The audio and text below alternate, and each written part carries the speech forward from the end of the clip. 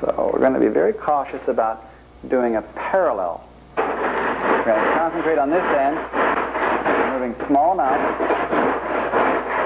and letting the aft end float. We'll go back here and assess the amount of foam we're removing every so often.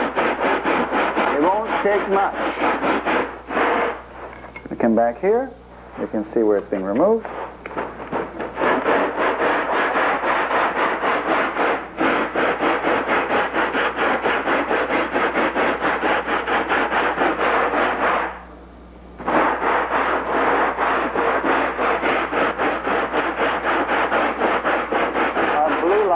On this end is left to nearly nothing.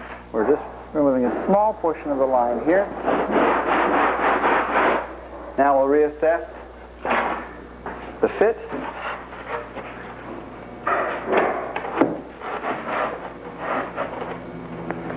We'll bring our straight edge up along the trailing edge. And when we're straight at the trailing edge, we have an absolutely perfect fit, its entire length. Now let's go get that other end taken care of. We'll come back to this end. Pat, hold it up, please. Thank you. Bring this in.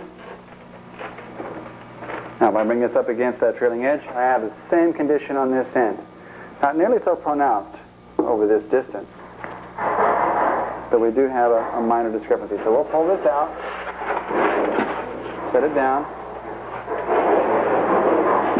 Finger is a great measuring tool. We need to remove about that much material. We don't want to remove anything at this end.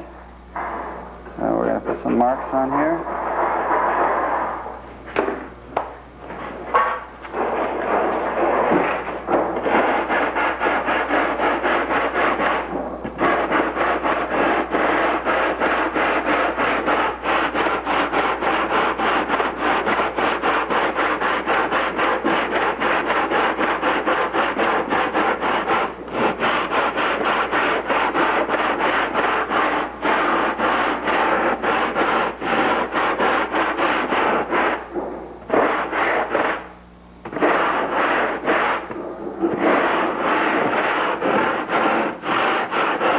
Pretty close. I'm just starting to take a line off a little bit there. We look like we're fairly flat there. Let's check the fit again.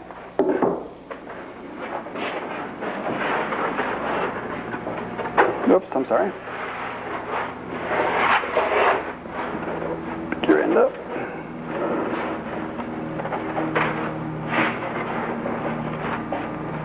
Looks like we need to remove a little more. Have a fairly good fit in this area, but it looks like we need to take some more off paralleling this edge. So we'll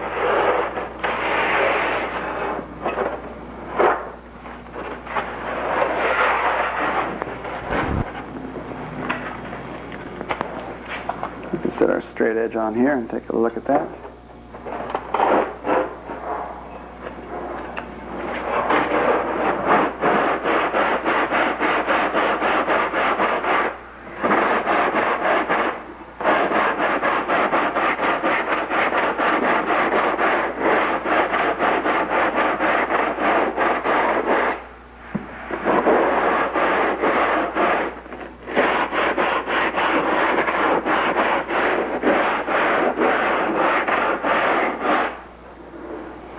You can do the straight edge where it is, Pat. We'll just slide it underneath.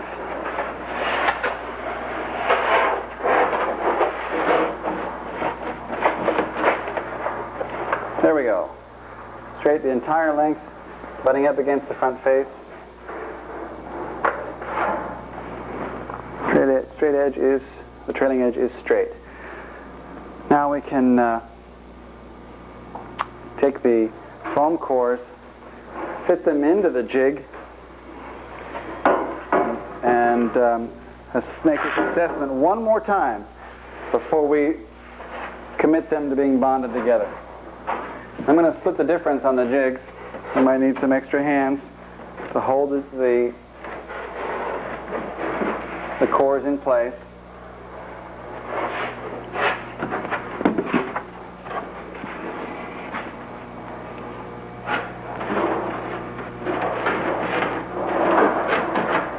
And while it's in the jig, we should see a perfect fit.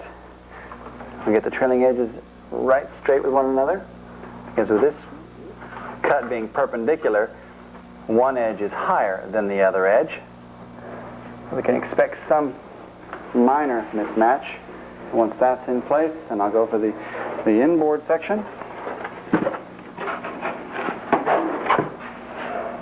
Handle these cores very carefully, as this is your trailing edge. The glass that comes up to it,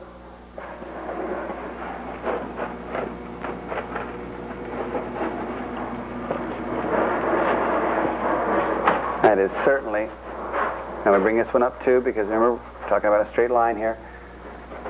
We have a perfect fit, middle, inboard and outboard cores, and we're going to bring them down, bond the ends together. We'll show you the bonding. We've just mixed 2 shots of West Systems epoxy, fast. I don't necessarily recommend this to those of you who are novices, because it's going to push you along rather quickly, as it pushes me along rather quickly. I'm going to prime the foam surfaces just shy of the edge.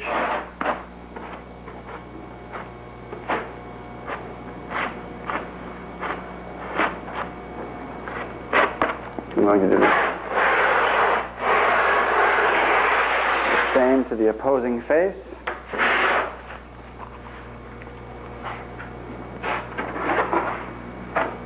Boy, Betty Crocker would be proud.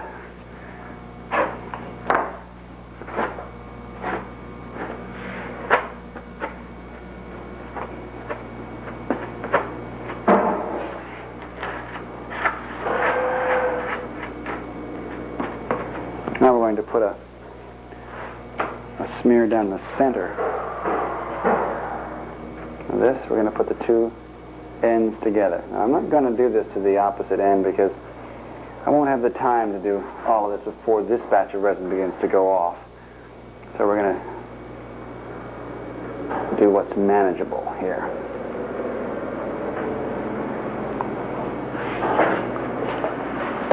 Place the 2 ends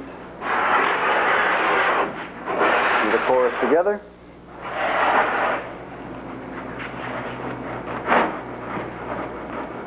Try and make sure that you're putting even pressure on it. Don't push.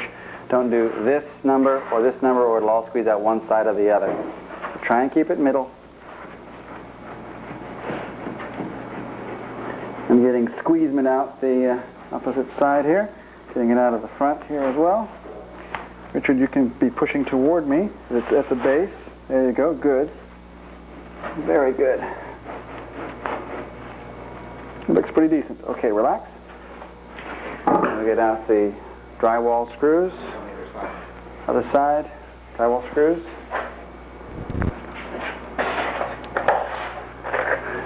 Now, the first thing we're going to do is we're going to set up the trailing edge.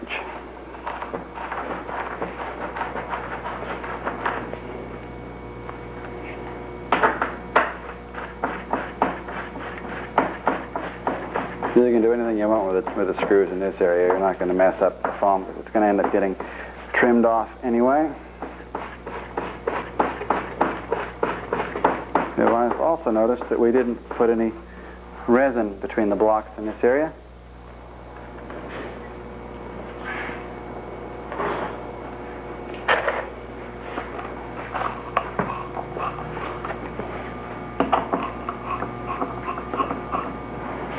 I want to be sure that the cores are flush with one another.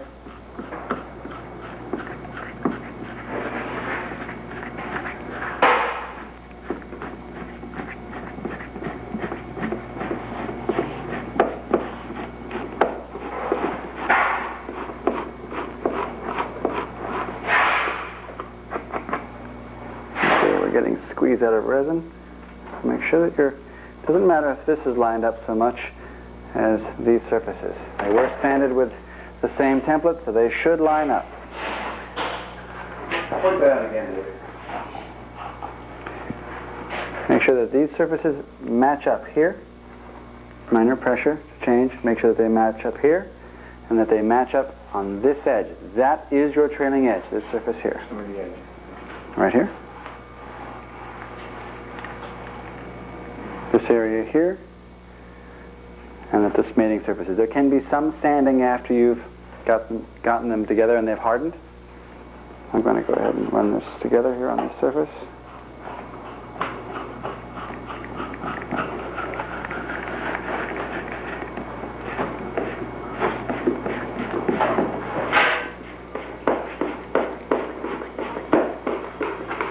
Don't worry about the minor divots that you're causing.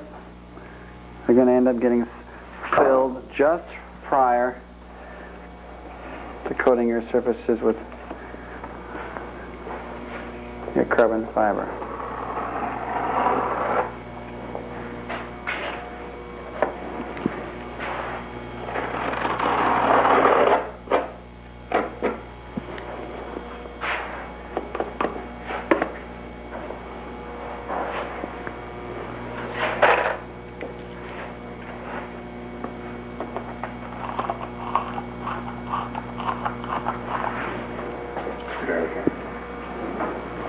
I don't really believe there's such a thing as overdoing this.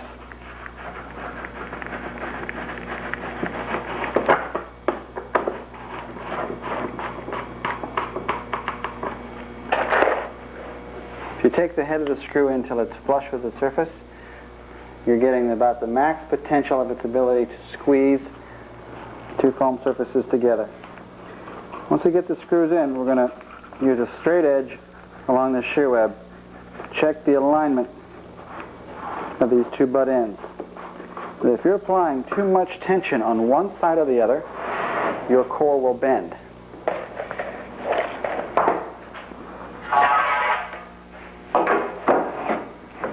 And as you can see, we have a little too much pressure on one side. So it's okay to apply a little bit of pressure, bend them straight, check them to see that they're straight. This is what you'll see. This should be a relatively straight line. So what we do is pull this away, put some pressure on it, bend it, open this edge up until it wants to stay straight without too much pressure. Now if it's difficult to accomplish, then put a few screws on the opposite side, apply more pressure.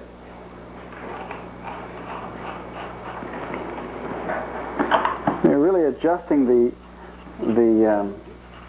relationship of the two blocks end to end. You're working with a very flexible medium, trying to make sure that you're not inducing any loads that would make the condition asymmetric. That's pretty close. We're relatively straight. Now we're going to remove a little more of this schmear on this side. This bond line is only about 100 times stronger than the material to which we're bonding, which is the foam. So minor gaps aren't going to be any problem, because when we slurry this wing in preparation for applying our carbon, these gaps will fill from the side that you're coating. Now we can check this again. Bring our straight edge up here.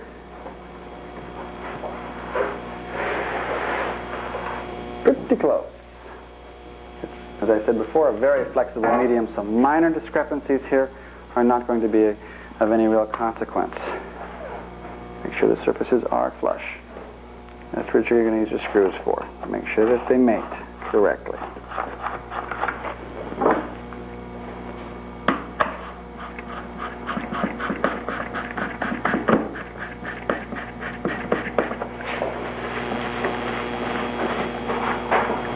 Power screwdriver here is probably not a good idea. Again, check our surfaces. Very good. Good bonding. A little more removal. It's going to continue to ooze for a while. It's okay. Don't let it set up this way though. Keep removing the material till it stops that ooze process. I'm going to check it from the opposite side. Intellectually, I know this has got to be straight. I want to make sure. There we go. We have a straight line. Now we're going to bond the other end, and we'll show you that process in a moment. Okay, you know that buffoon in the last section of this tape that said 2 shots? True, that was an awful lot of material wasted. 1.5 shots, too much. Can't mix less than 1 shot of West. And as I mentioned before, if you're not a real practice pro at this, don't do this in West. Do it in safety epoxy. If you don't have anything you need to do that night on the project, so we're going to go right into other portions of this after we're done with this videoing. So we have a reason to use this, and we know what to expect. But if you don't.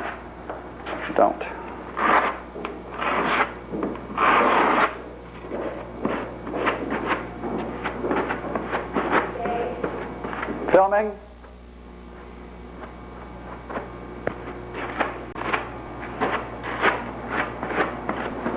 Okay, I'm going to shift this down to the other end.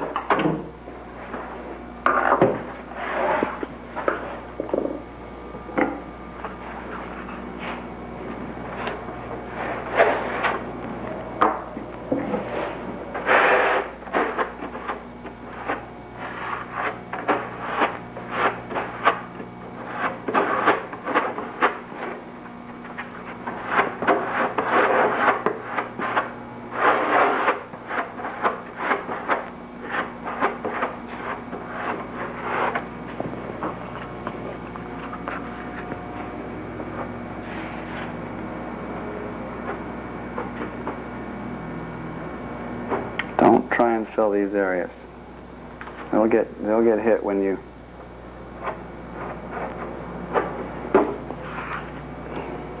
slurry in from each end. This heavier fill goes right down the center. We're going to get squeezed out each side.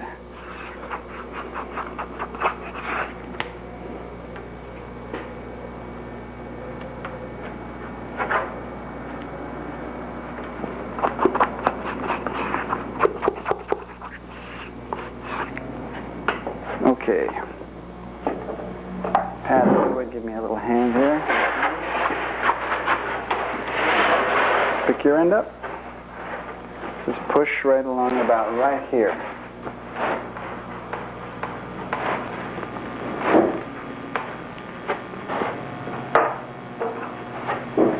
Hold on for a second, Pat. You can relax for just a second. I don't want to end up wearing this.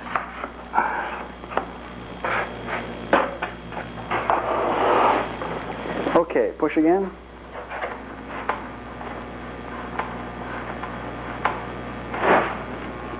A little more on this side. We go move easterly with it, Pat, just a taste. Okay.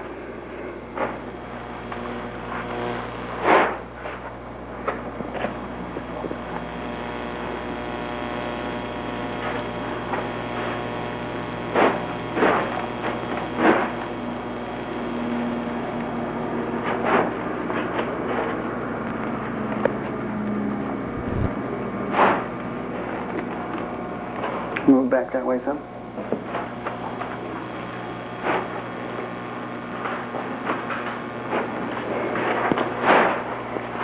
Okay, now we do exactly the same thing with this one that we did on the last one.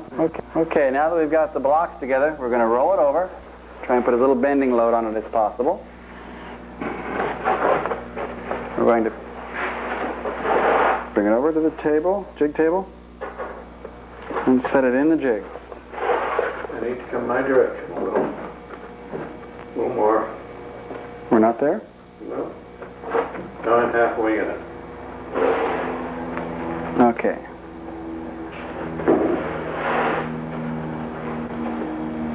How are you in there now? About half the distance, half the thickness of the plywood jig. Okay, hang on to the foam. Don't let it fall out. Got you. Okay, part of your problem is...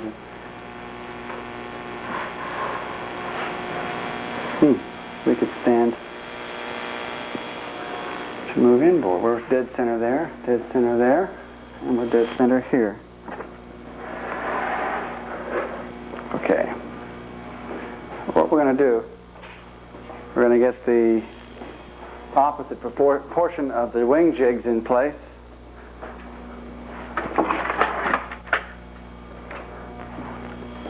hold everything substantially where it belongs.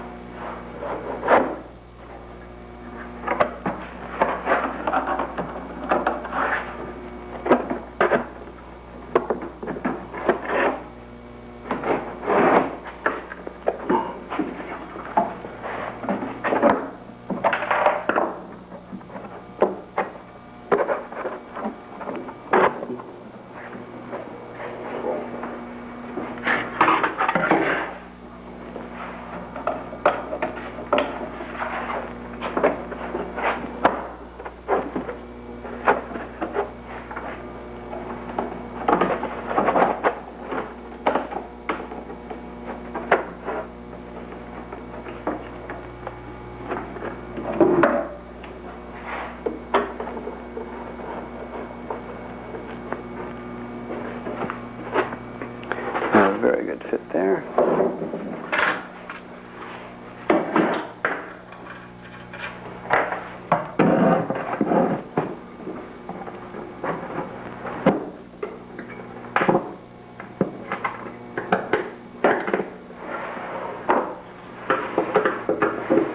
As I mentioned before, this can be done on your jigs with just wood screws. We won't have a real establishment here of where everything goes until the through bolts are in place. Well, that's interesting. This is the number 3 jig, not the number 2 jig, not the number 3 jig.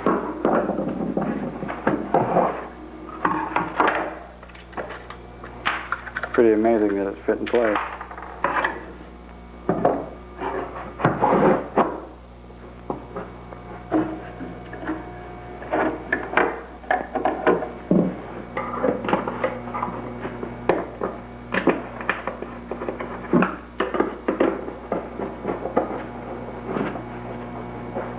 That's the way it should fit, right up against your jig.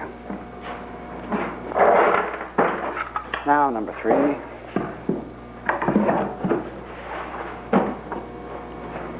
And number 4, the screws that go with the jigs, the small ones. I see one.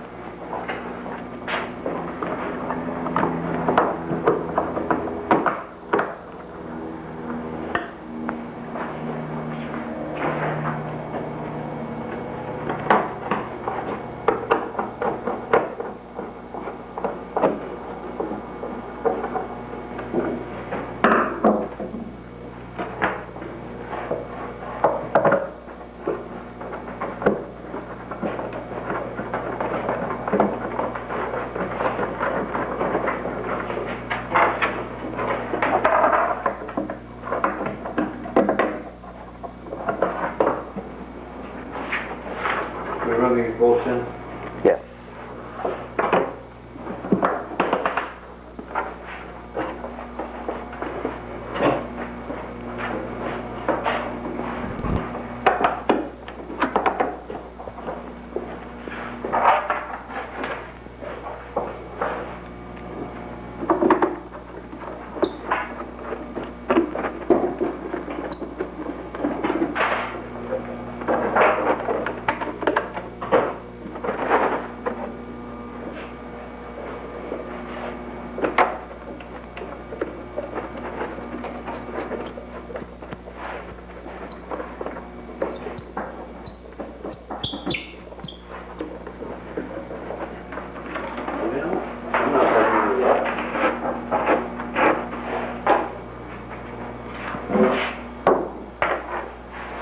Just put them into this direction and play with them until they drop into the holes.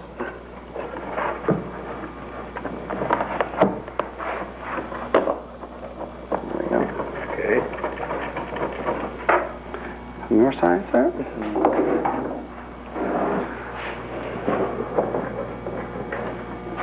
We'll tighten these up. What we're looking at here is the inboard end of the wing.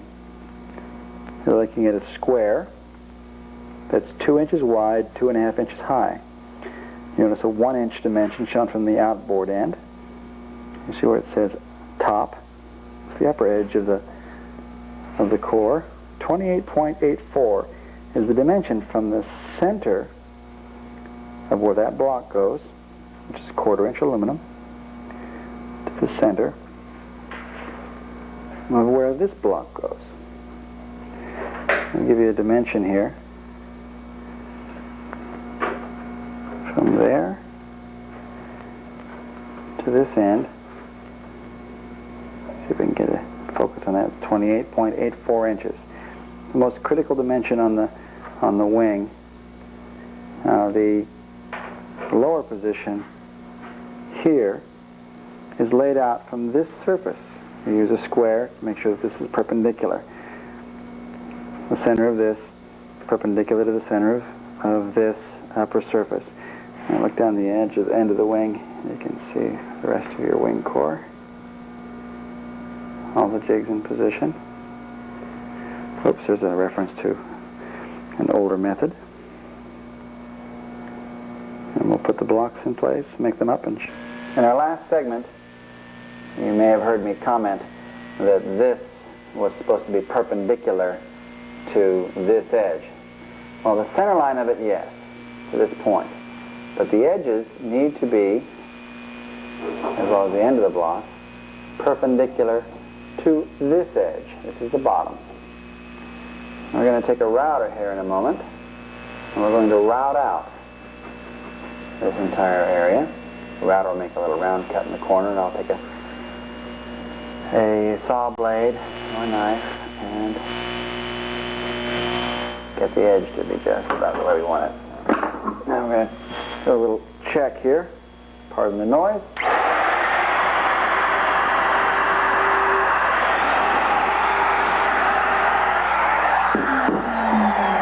We're going to dig the middle of this foam out in a little bit.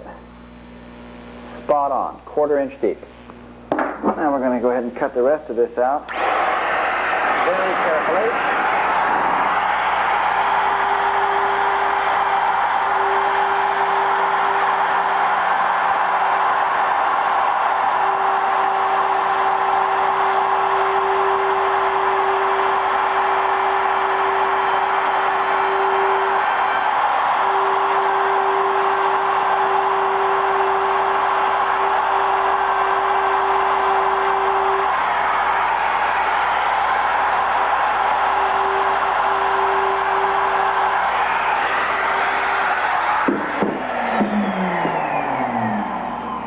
Very nicely in the center.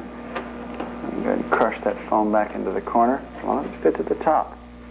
This dent here, sitting on top of a trash can and something landed on it. We can fill that with either foam or micro. Easy repair. We're at the right depth. Everything's flush. Now we do that to this fitting as well as to the fitting on the inboard end. Difference being is that this is 2.5 by 2 wide. But we'll do exactly the same thing here, and we'll be back to you in a moment and show you some other details. What we've got now is 2-inch wide block, and we're going to come in from the ends here about 0.15 per side. We're going to draw a line perpendicular from this face. And we get the square.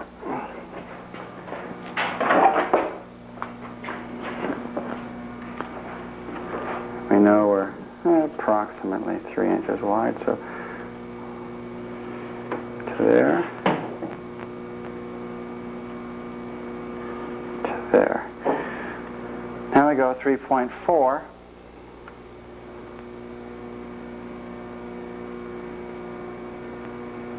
From there.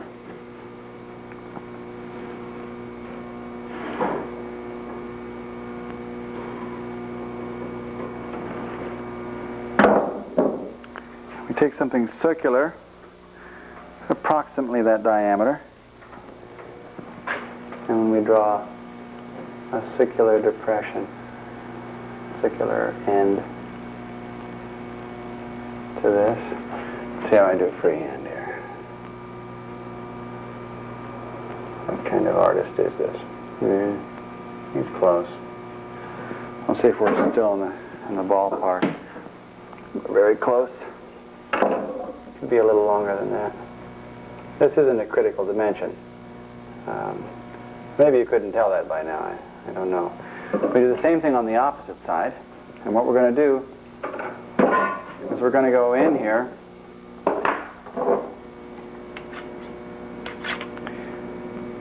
One 1 3/4 deep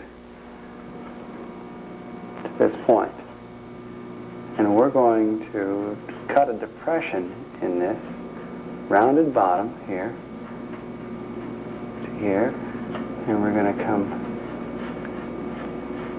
up to here. We go a little closer than that. We're going to remove all of this all the way to here. And what we need to be is this, the bottom of this needs to be essentially perpendicular to this face. So we're going to be shallow at this end, about 1.3 inches at this end deep. And on the other end, because it doesn't fall off like this does, it's going to be about 1.6 inches deep on the opposite side. We'll cut it out and we'll check that as we near completion and show you what that looks like.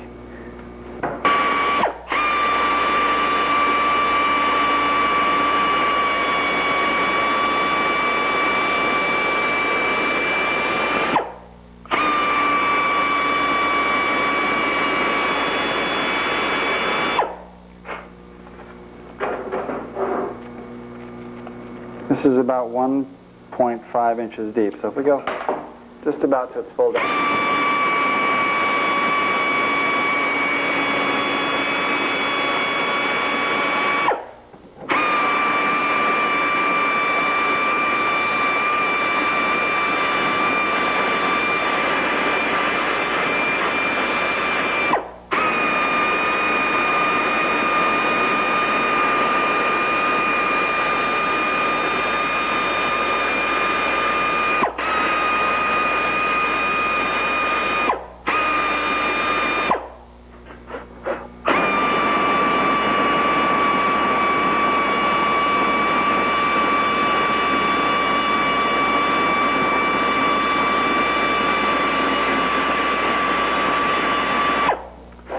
There are a number of little tools that you can make as you near the completion of this.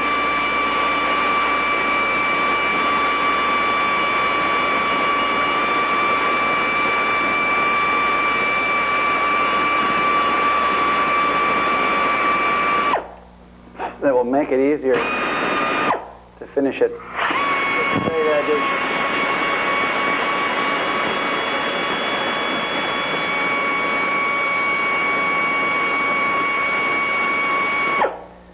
I usually take a tongue depressor and put 36 grit sandpaper on one side. I also use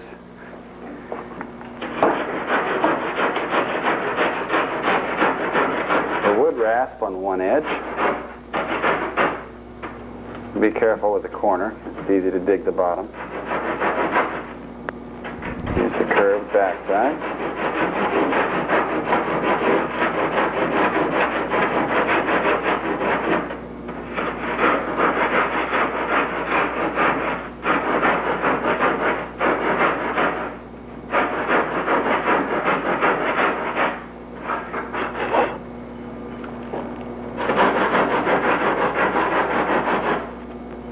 I think it gets the basic drift of this.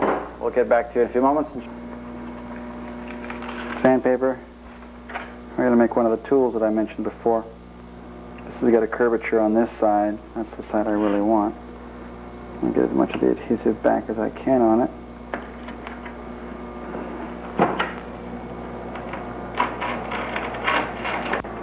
Ooh, he's cutting on top of that brand new table. So, there's the sandpaper. What we're going to do is we're going to take it on the side here. We're going to clean up this area.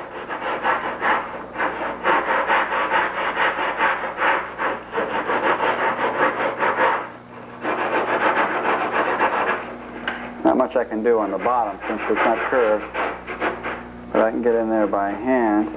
I want the edges straight. I'll take another piece of sandpaper, curve it, roll it a little bit.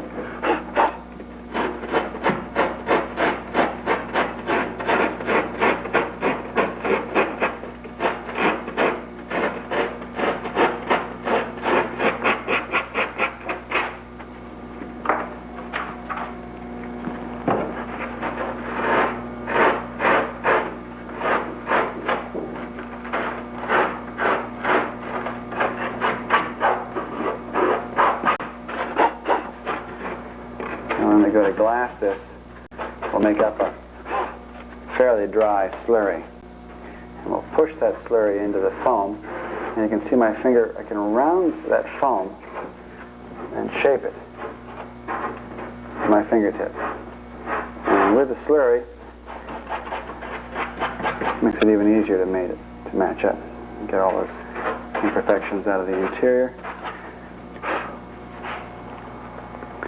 Try and shape this so that it's the same, because this is exterior to the aircraft, unless you put a plate over top of it. We'll do the same thing to the opposite side, and the plate that fits over top of this we bond in with 5-minute epoxy, and then we lay 2 plies of glass under the inside of this surface on the bias, grain orientation as like such. We'll give you the dimensions of the raw piece of glass. It'll be 2 pieces per side, and we can lay this up in West or we can lay it up in safety epoxy, but we being the impatient type, we'll do it in West. Rolling. We've spent about 20 minutes total surfacing this section. Place this square on the face. This is the top side. It's characterized by this tail fin here. Go up against the face, and it is perpendicular to this face, making this about 1.3, 1.4 deep. Now, if you go to the opposite side,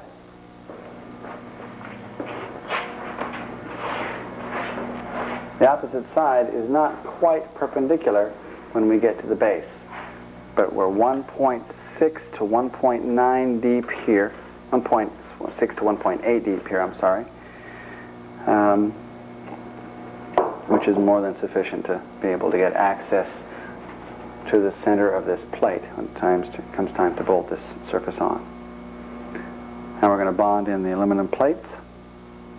We'll show you that process next.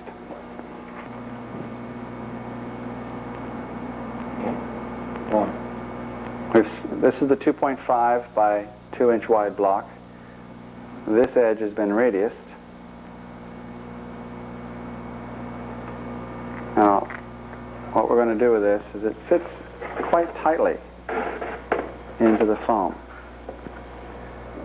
We don't want to handle this upper surface because we're going to end up bonding with that surface. We're going to radius the foam in this area to the same diameter as this radius. We've got this foam block in place already as well. Now, it's pretty firm in there. That's the aluminum? Foam block. We're going to radius this edge. We're going to radius the entire shoe web form, which is this edge, entire length. Now what I have done in the past is that I've always 5-minute epoxy these in place. Now these fit tight enough where that isn't entirely necessary. This one's pretty loose, so we're going to 5-minute this one, and this one's pretty tight. It isn't going to move at all. We know it's not the 5-minute epoxy that retains this when it sees load. We simply have it epoxied in place so it doesn't move while we apply the glass to this interior surface. So we're going to 5-minute this, and we'll get back to you as soon as we're done. This inboard end, we don't have anything to remove here, because what we do is we come back behind this plate after we've put glass over top of this area and remove everything from here down to the spar cap on this side, and we'll cover this entire area a little further downstream. I'm going to mix up a little batch of 5-minute here. Equal dollops. We don't need a whole lot. Looks like the yellow is coming out a little more than the clear.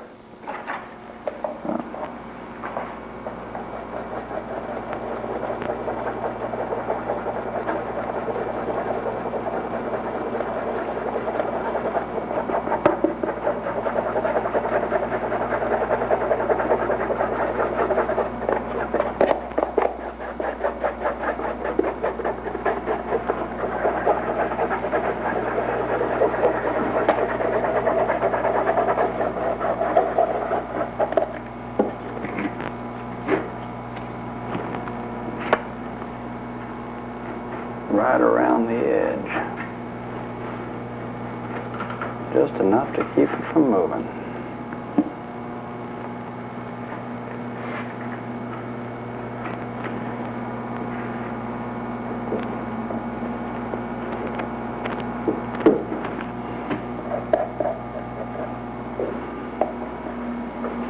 One of the reasons that I spoke about not bonding these things in, especially this plate, is that I'm going to remove most everything from this.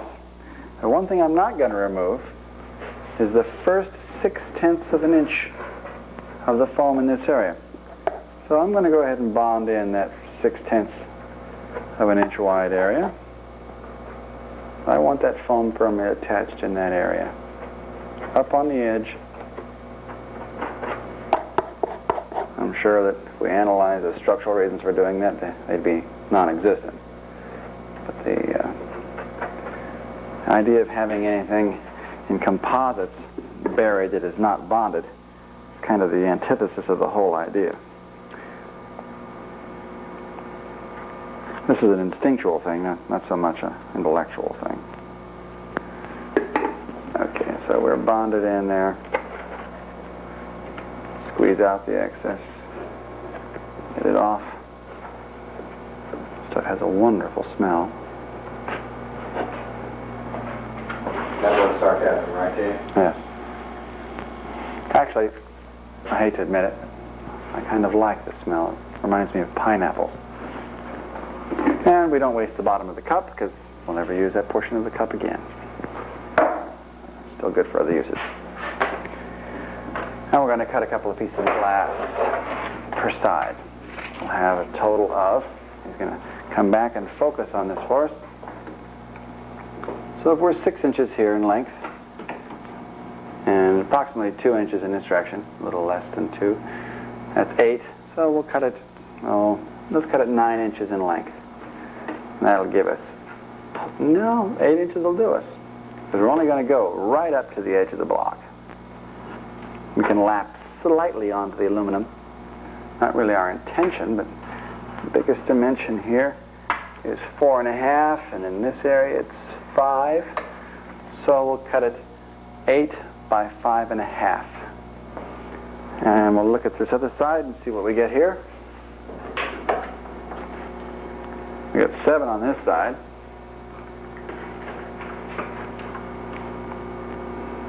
5 is the biggest dimension here. 4 3/4. So we can go.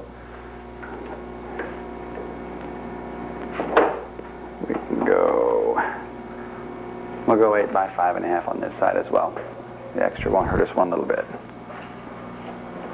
We'll cut those pies of glass, and when we get back to you next, we'll have a mixture of slurry. I'll show you how you can really push this process along. If you want to get nuts, you can lengthen this as much as you want by going sanely with safety epoxy 2183, 2187 if you've got 2 weeks. But what we want to show you here is how quickly it can be done, and you can make it much more easy to do just by going with a different resin. I'm going to take some of this resin and pour it out. About half and half left there. Now we're going to take some of our micro here, make a relatively dry slurry. Look how fast that mixes. If this were white micro, the glass bubbles, glass spheres, it'd take forever for this stuff to mix, and I would be forced to breathe a little, much more of it. This isn't going in the air at all. My cameraman friend here has been encouraging me to tell you precisely how much of this to mix for how much resin. Well, yeah, I could do that, but I never do that in real life, and it's my intent to make life simpler for you, not more complex. It's really, you just mix to taste, to a consistency. The reason I'm pushing this along is that while I'm mixing, that's going off. And I want to get the max use out of materials I got here. Okay, here we go.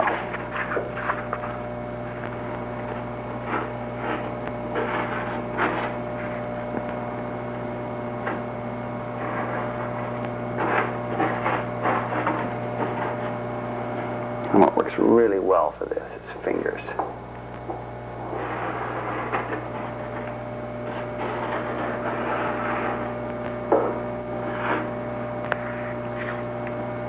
Especially on this surface. I'm going to switch to the other side, Richard.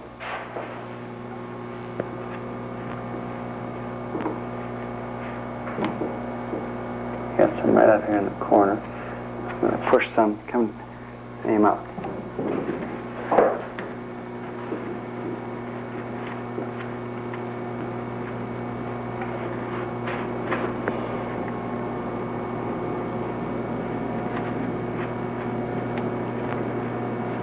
We got it all the way in the corner. You leave a lot of extra there on the sides, and then just smear it around. I'm not going to leave a lot of extra. All I want to do is fill the foam pores.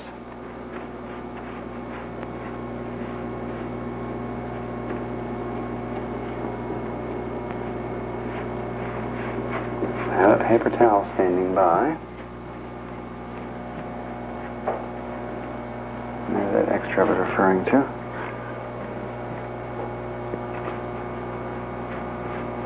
Right to the opposite surface.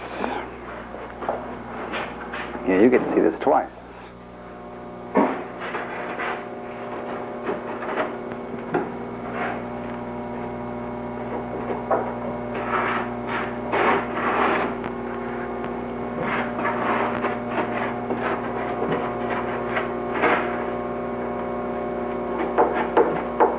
When someone says to you, this is how long it takes. This is one process where you'll know exactly how long it takes.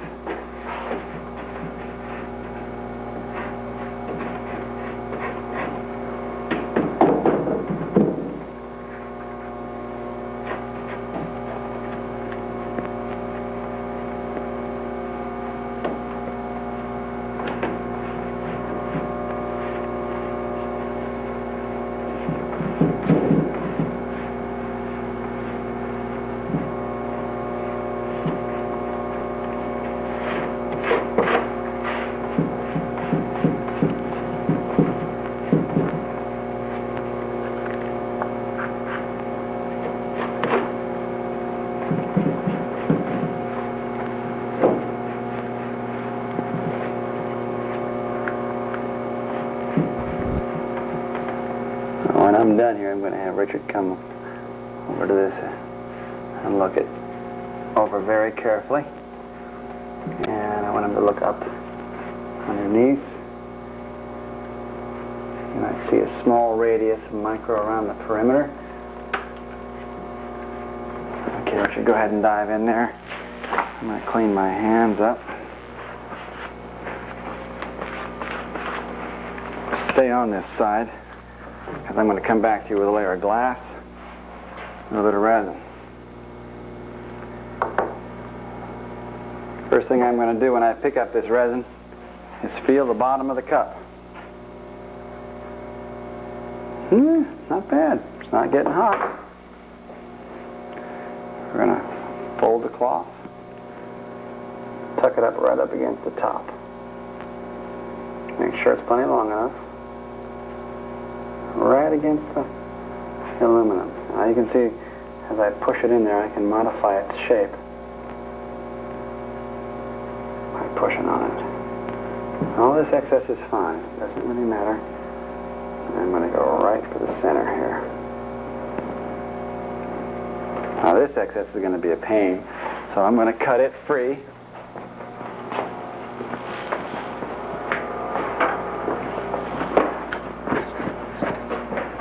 Only a pain because it being there makes it difficult for me to get rid of the excesses. The more that's there, the harder it'll be to fold it. Right over. Other way.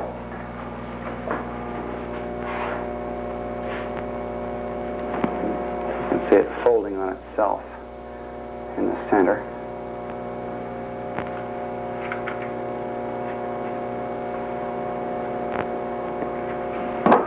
And we're going to wet this sucker out.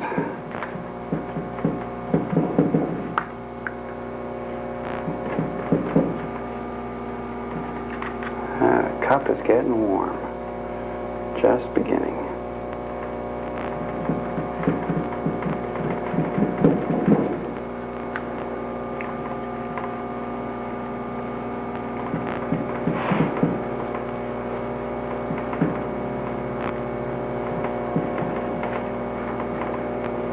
To succeed at this layup with one shot of resin without wasting any of it would going to end up meaning that my layup's going to be just a little wet because I'm going to have to go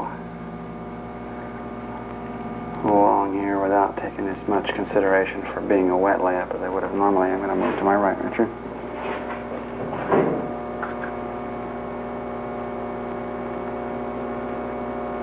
By getting the resin out of the cup, I'm going to decrease tendency for any layup to exotherm because I'm getting the resin out of the cup and into a thin layer. I'm going to switch with you to the opposite side.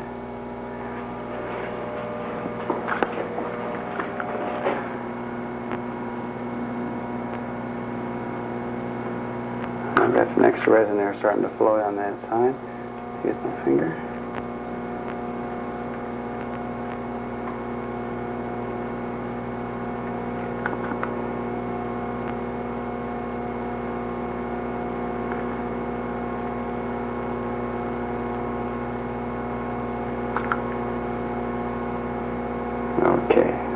Completely wet, and it goes all the way up to the upper edge here. And very few bubbles. Very important that your glass be wet out right to the edge, and that your glass cloth be against the edge.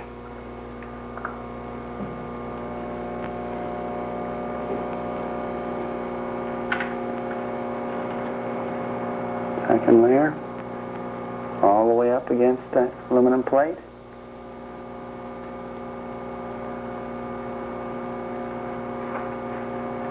I'll get you getting here real close in a second and take a look at this.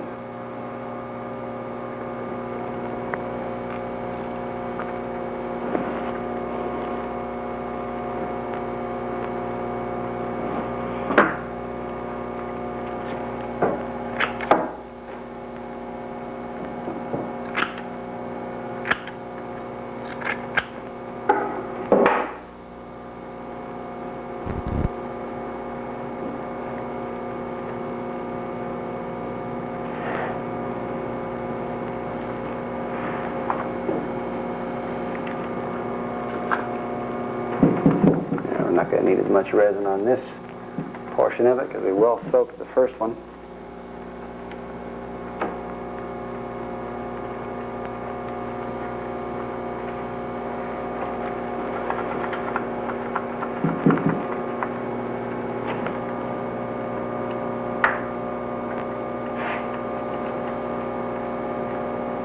I didn't have quite enough glass here to get to the bottom, so I did that, pulled some down, which gave me a margin here on the edge I didn't have earlier.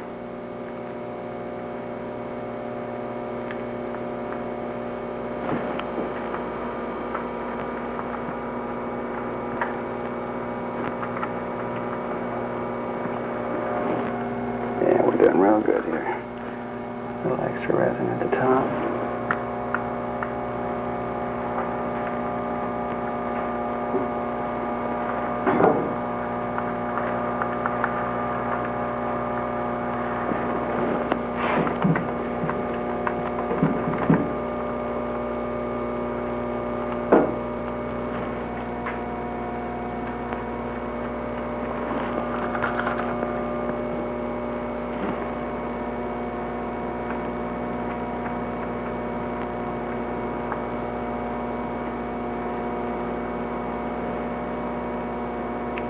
Handling properties of the resin are beginning to change. They're starting to get kind of tacky. resistant to moving around. The way it feels in the cup. So it's not going to be quite so easy to wet out as it was earlier. If you should be tempted at this stage to use a small amount of heat, do so very, very cautiously. Because west, 205 west. 2 plies of that material can exotherm